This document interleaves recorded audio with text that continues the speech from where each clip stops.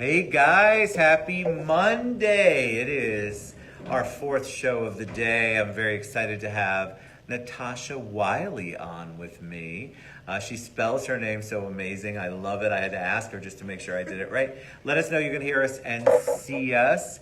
We're going to talk about the importance of influential women in the community.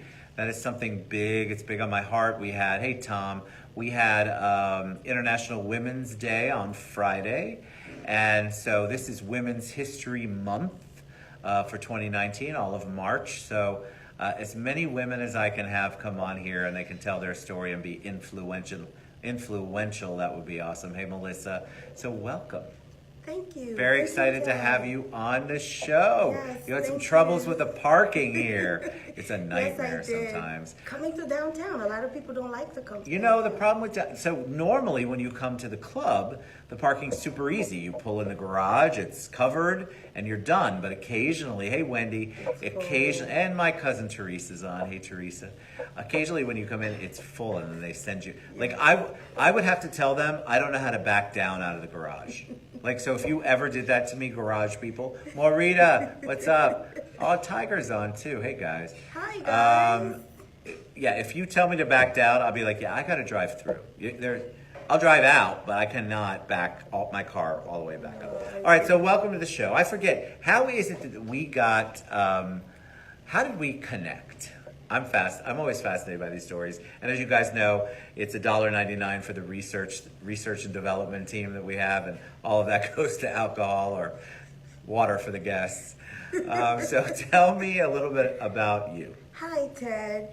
Hi, everyone. Thank you for tuning in. My name is Nattacha Wyllie, as Ted mentioned. Thank you for having me I'm here. excited to have you on. Yes, I'm excited too. We had a great conversation beforehand. How did we meet? I've been following you. I've been watching you on Facebook. I've been watching your lives.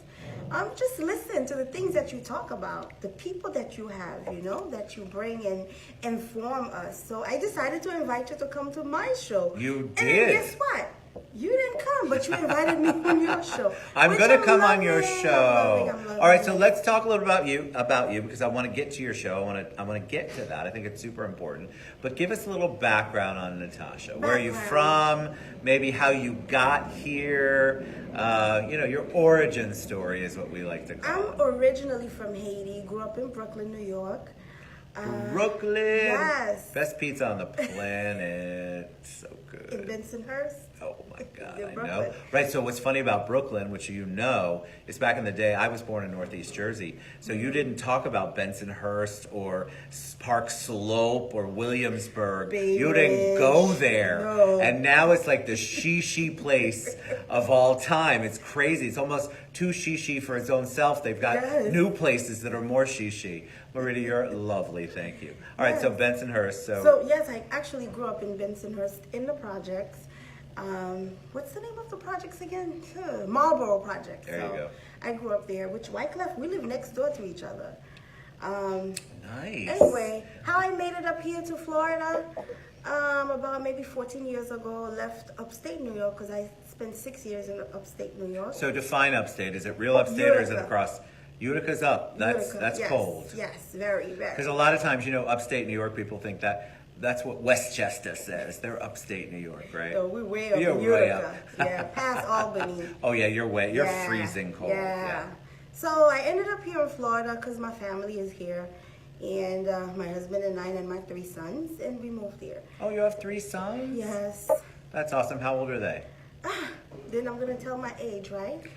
26, Holy, 23, you have a 26-year-old? Yes. You were 2 when you had that child. No.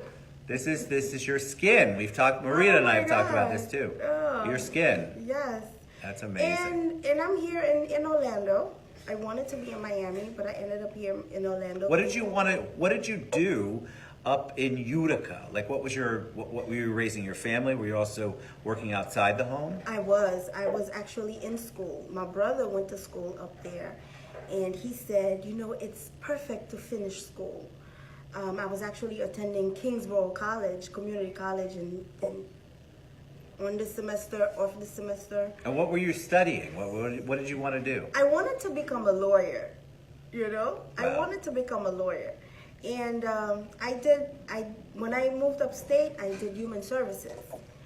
So from human services, came here, couldn't find a job, went back to school. Instead of going to a 4-year college, I ended up at Seminole State. So I did early childhood education and radio television production. Well, those two seem so connected, Yes. Natasha. Yes, they are. They are. I'm sure in some way, shape, or form. Marita says, beautiful lady. That's Oh, sweet. thank you. Thank you. Happy Women's History Month.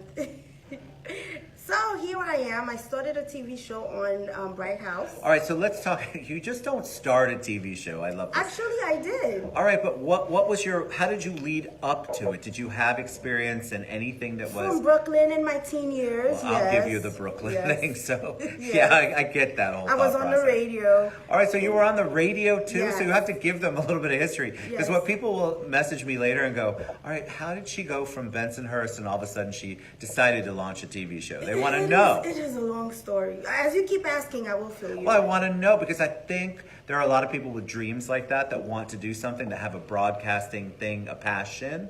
But how do you get there? How do you go, all right, I have enough wherewithal to launch a show. And for a network or a company to say, you're right, Natasha, you do. There has to be a background. What the background was, Steve Winash, I always have to give him credit for that. He's an international singer, from Haiti. And he said, Natasha, your voice is so perfect for radio. I never thought that I would be able to do this or being in front of the camera. Never, ever. Back then, they used to have those, what we call Pilat radio, pirate. So, not so legal. Love it. So on the radio every Thursday and every other Thursday we would lose all of our equipment because FCC would come and They come and take it down, Yes. you'd be done. and then we're done. So that's how I started on the radio. And then some other friends that I grew up with had TV shows, BCAT, Brooklyn, Brooklyn Public Access TV. Sure, yeah. So you learn how to operate the camera, and then if you want to pay someone to operate the camera for you, then you pay someone. If not, you learn how to operate it and actually sit in front of it and do your TV What show. message did you want to give? This is always my thing, because people are like, all right, so how did you get into this? I put up the phone and we went live, first episode. But and I didn't know what I wanted to do. Did you have an idea of what it is, what message you wanted to get across? Like you wanted to be on TV, you wanted to do your show, but you have to have a voice. You have to be able to tell them something so they tune in each week or each day. We started out, the theme was Femme Creole. Femme Creole is Creole women. And then Femme Lakai, which is the name that I have adopted, home woman, but traditional woman for me is how I translated in English. So I wanted to advocate for women. I wanted to advocate for women with HIV, women in domestic violence situation, women who were in poor situations. You wanted to give them a voice. Yes. And that's how we started. But we started out in music because people don't come and sit down and listen to an HIV/AIDS session. So in the Haitian community, That's so to to attract them, I formed this nonprofit organization called Haitian American Art Network, which our mission was to erase stereotype and embrace diversity through art. And that's how I actually started. So you had a mission, right? Yeah. You knew what you wanted to do, but you also figured out that you couldn't deliver the message. This is so smart. You couldn't deliver the message in a way that might be palatable. You had to figure out how to make it so Yeah. that people would listen to you, Yeah. and then the message itself would creep in as you're doing it. Yes. You ever been to a health fair? I guess nowadays the health fair are not like party thing now, But back then, in my 20s, you go to a health fair, it's strictly health. No music, no DJ, just hot dogs and Agreed. hamburgers. Right. That they serve, popcorn for And the then kids. they made you feel bad about eating the hot Yes. dogs and hamburgers because it was a Yes. health fair. Yes. Yeah, I so know. when we started to get low audience members, we decided to bring DJs or a band. That is so And then people started to come out. Hey, my favorite band is going to be in town. I'm definitely going to be at this health fair. So that's how I was able to pass out my condoms because that was my background. HIV/AIDS, That's right. You said human services, so I Yes. love this. So you wanted to get it out there we're in Haiti now, right? Is that No, in Brooklyn. Oh, we're in Brooklyn. Oh, to the Haitian community. Yes. All right, so you wanted to get your message out, but you had to do it in a way that they were able to accept and not feel judged, not Yes. feel. So my master's degree is in health services, so I get this, right? Yes. So you wanted to pass out the condoms. But you wanted without being judged. without being judged, and you wanted them on the receiving end to not feel guilty about taking them Yes. and not feel judged for taking them. Yes. It's so funny. They're condoms, people. Yes. We have to stop judging people for buying them and distributing them, because that helps lower the risk of HIV. I mean, there's a million different Forget things. HIV now, because the treatment out there for HIV infection, we're talking about STDs, unwanted pregnancies, things like that. At first, that's what I was worried about, HIV. But nowadays, it's STD, STI, unwanted pregnancies for the teens. They're out there doing it. Why'd you have a passion for that? Did you grow up in a world where that was prevalent? Was it because you just saw somebody with a need and it wasn't being met? Why was that important to you? In my 10th grade in high school, City Volunteer Corps, a group of people from the city of New York came to my high school, John Dewey, and they did a session about HIV/AIDS. Back then, that's when HIV/AIDS first came out. Everybody was scared. Nobody knew how it came, what to do, blah, blah, blah. So I decided to join the class. I signed up. So I joined the group session, I should say, in the cafeteria. And this is a school where nobody's popular, but everybody's popular. So whatever group you ended up in, you're automatically popular. I love it. So I did HIV/AIDS, and then they invited me to come to camp, and I went, and they gave me a scholarship, and this opened up the world for me. I was naive, I was immature, even sometimes now I still think that I am, but I have 24/7 people. I have a lot. Yeah, but you're putting yourself out there, like you're being authentic and vulnerable. And I think you have to, especially when you're talking about the HIV population and you're trying to prevent, you're trying to get the information out. You just have to lay it all out on the line, because if they don't feel like they can trust you, Yes. it's in anything that you're trying to raise money for or get awareness out there. If there's not a trust, if they don't feel like you're authentic, they're not going to buy into it. Yes. And then especially back then, agencies were only hiring people who were HIV positive to do that work. I did not know that. Yes, agencies were only hiring. They won't tell you that, but the team, most of them were. What was the thought process? They were afraid somebody's going to catch it? Because nobody really knew how to They prevent didn't understand it. They didn't understand it. We really did not understand it. I Yes. know you guys don't believe that, Yes, but back in the it's day, true. It's there was true. so much misinformation Yes, about a HIV lot. back then A lot. that nobody knew. And so you were immediately in this weird fear lockdown on who. So I understand that thought process. But people should not even worry about HIV/AIDS. You should worry about hepatitis. Agreed. Where a drop of blood stay on the table or on the surface for 30 days, you can still get infected. Versus HIV, it has to be sex. It has to be contact. It has to be from the breast of a mother who's feeding a child. It has to be that sexual contact to catch HIV. It lives in the blood. Why are you so passionate about that? Do you feel like I want to give you my real quick thing. I feel like we have backed off, and maybe it's because we've gotten it where it's so maintained right now. It was not in the beginning. It was crazy. Nobody knew anything. But I feel like we've gotten to this maintained part, so we don't hear about it as much, which is why HIV cases are actually on the rise versus being decreasing as they were for a very long time. Because I think it's out of sight, out of mind. And it's not. It shouldn't be. It shouldn't be. I stay connected with Dr. Marie-Josée Francois. I don't know if you know who she is. I don't know, but I like the name. CMWP, Center for Multicultural Wellness and Prevention. She cares for this community where she provides HIV/AIDS education, any health issues that people are dealing with. She does that in her agency. And when I first moved here, my first television show here in Orlando, actually at Teleanakauna, I should say, was live with Dr. Marie-Josée Francois. And it was on World AIDS Day. And we did a live show talking about HIV/AIDS, talking about sex that people in our community don't talk about. Why is it that we don't talk about it? I don't know. Okay. Everything is so private to us. I don't listen. How could we were just talking about this on the last show? Nothing's really private. Yes. You guys put out the rest of your business. Everything on social media. Why can we not talk about that? it. So tell me about the TV show, and then say again the name of the network or where you're at. The network is called Tele Anakaona. And what does that mean? Anakaona, tele means television, short for television, and tele, T-E-L-E, and short version of television. And Anakaona was actually a queen, Indian queen in Haiti.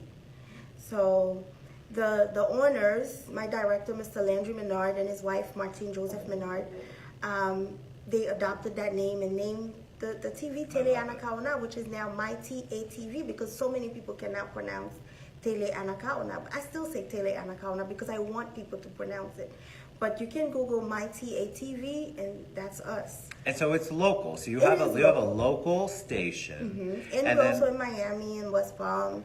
And because of so you're more media, regional. That's awesome. Yeah. And because of social media, we're worldwide. So I can say #1 television station in the Haitian community, in the diaspora. And what do you want to do with your show? So talk about your show, because it's not all, and just so you know, it's not all HIV. No. Nattacha has content. She talks about a lot more than just that. So tell them a little bit about the show. The TV show we promote the Haitian culture, we promote individuals, we promote artists, we promote businesses. It's called Variété Lakai, Akfam Lakai, meaning variety, home variety with traditional women. That's the best way I can translate for you. So I touch a little bit of everything. I remember when the Trayvon Martin situation happening, my director sent me to Sanford, which I used to live there, and we covered that whole thing, bring it in the Haitian community, and everyone from all over watch, what was going on. A lot of people don't watch TV anymore, so they tune into social media to watch things. So we were able to view that. What happened in June in the gay community,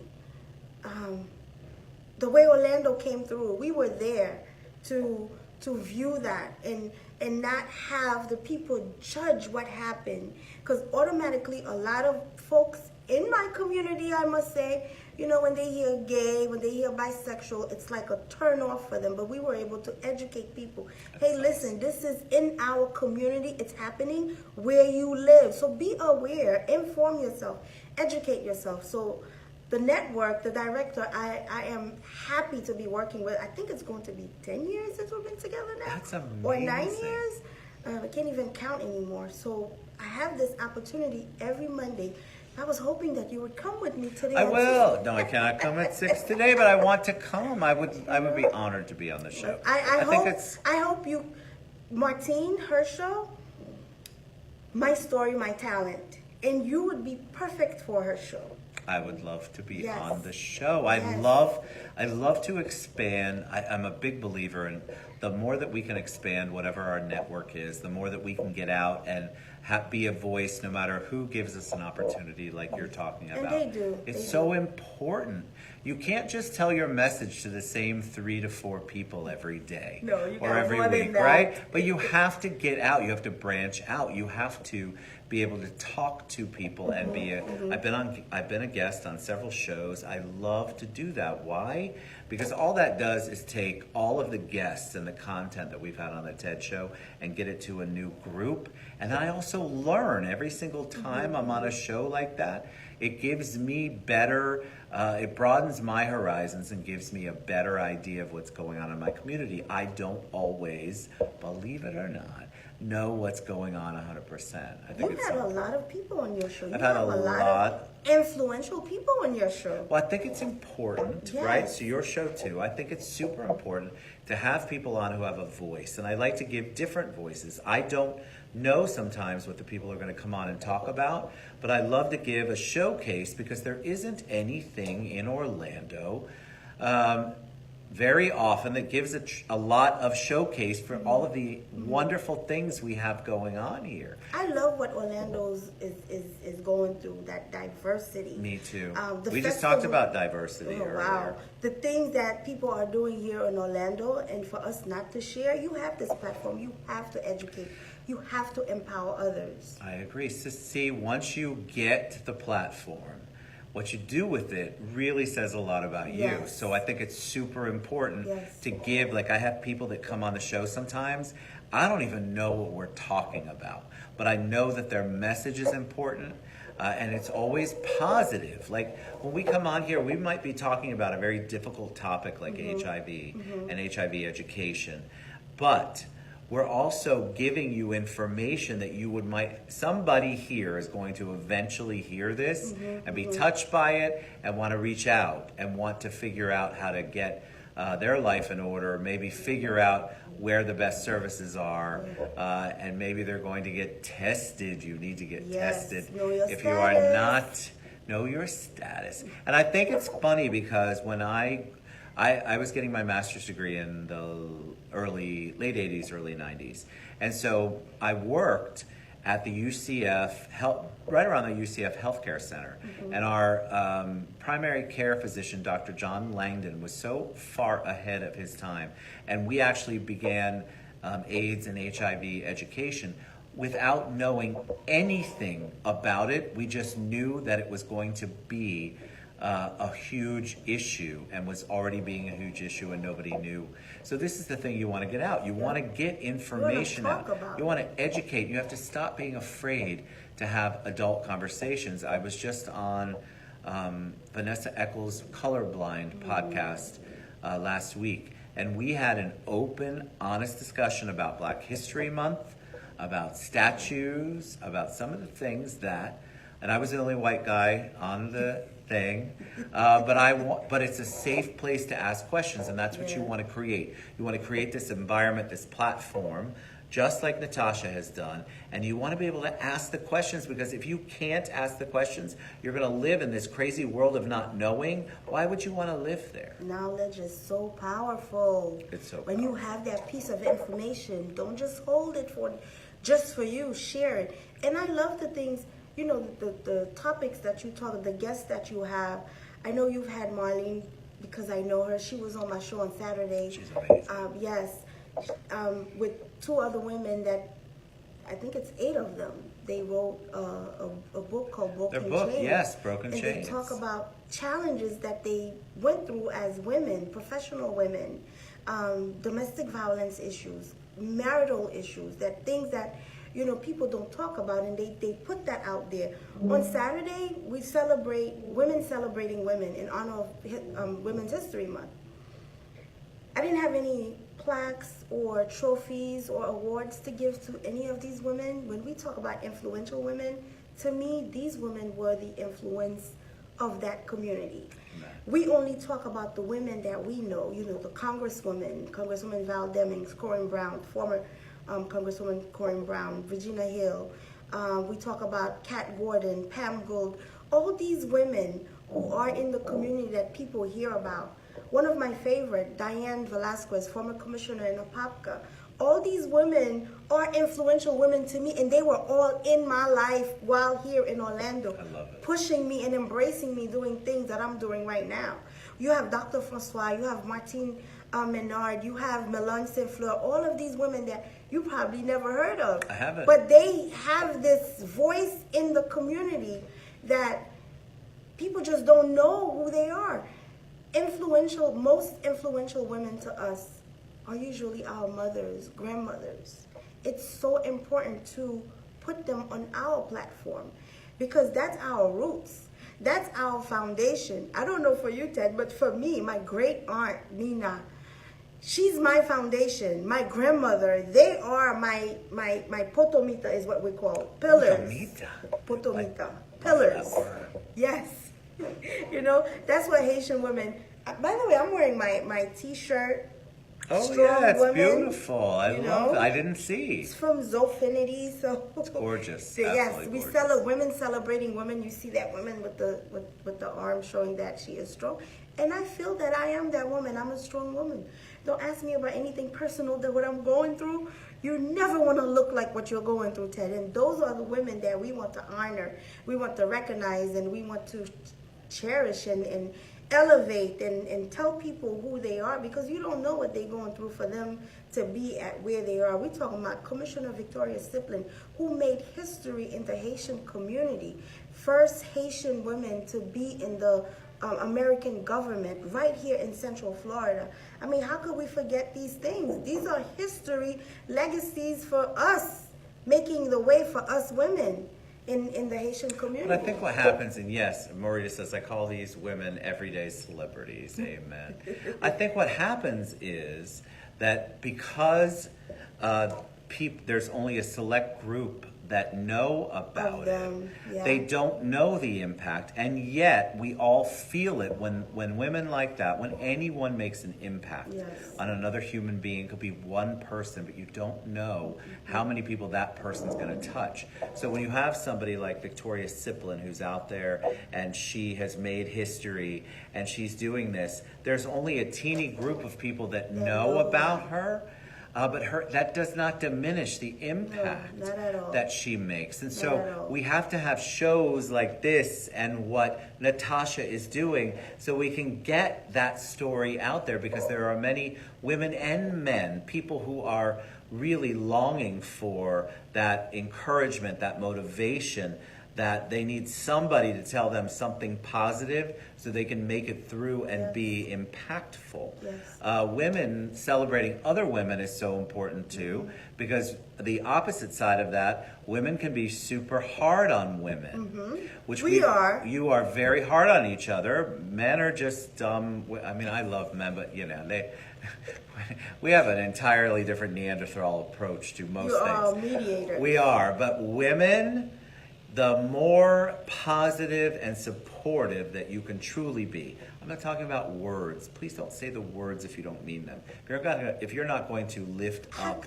other women, actions are so critical. And so I want to do an entire show on how to actually do that, because what happens is with anything is that we all become competitive, and so there isn't that empowerment. Competitive overrules empowerment sometimes. And so I want to see more women celebrating other women. I know you do, and I believe your show does and your network does. And I want to see more of that. We want to see more of that. Guys tend to get over their stupidity and competition a lot faster than women do. That's true. And that's okay. It is what it is. So you have to figure out what it is, and it's okay to talk about it. You want to talk about it, but you also want to figure out what the solution is. It should only be a part-time, quick little thing that happened, and then we need to figure out a way around it. Yes. But I love all of the discussion about empowerment, because I think it's so critical. Yes. And you know also, Ted, when we talk about influential women, we name all the women that the public see. But guess what? Your wife, that's your influential woman. I agree. That's your powerful woman. Nobody sees her. You know how I celebrate these women? I call them behind the scene women. Nobody knows what they do. Nobody knows who they are. No one knows how they come about. But that backbone that's pushing you. They're the backbone. Behind the scene women, and we celebrate you. A lot of women think being at home, being at home, how do we call it? At home wife, at home mother? What do we call it? Yes, stay at home mom. Stay at home mom. That's the English. Yes, we don't know how to exactly say that and not offend people. You're not working outside of the house, but you're still working. And you're doing the most important job in the world, because you are raising presidents, vice presidents, you are raising intellectuals, you are raising, who can I say? People like me, people like Ted. You are raising us to be the forefront for this world. That's correct. Yes. It's so important. I celebrate you all. So tell me a little bit about, before we get, because we're lost on time, just tell me a quick little thing about the station and how people can find the station, how they can find your show, how they can reach out to you, because I knew, of course, once we connected, what you did, but that doesn't necessarily mean that these people are going to know. They want to know how they can see a show, how they can actually visualize what it is that you're talking about. Okay, you can watch me every Monday at 6 o'clock on Tele Anacaona. If you have an antenna, it's 38.2. No cable, just the antenna. In Miami, 16.7. Or is it 60? Yes, 16.7. I don't know the number for West Palm and the Port St. Lucie area, but you can also tune in on YouTube, Facebook Live, which is teleanacaona.com. You can go there too, or MyTATV. Once that green logo pop up, you will see. And my show is Valle Telakay, so most likely it will be on Tele Anacaona all the time, 6 o'clock. And not only that show that's on TV, we're 24/7. We have other programs like My Story, My Talent, Mon Histoire, Mon Talent. We have Video Ambiance every Friday, My Story, My Talent on Wednesday. We have The Fix. It's for the new generation. They talk about everything and anything. This morning they were talking about dating. They were talking about what women need, why did women fake orgasm in the bedroom. The young people, which I think the old people, the folks like me, should be talking about too. You know, people are afraid to talk about things like that, but you do it anyway. So why are you afraid to talk about it? Don't let society put that big stigma on you. I agree. Open up.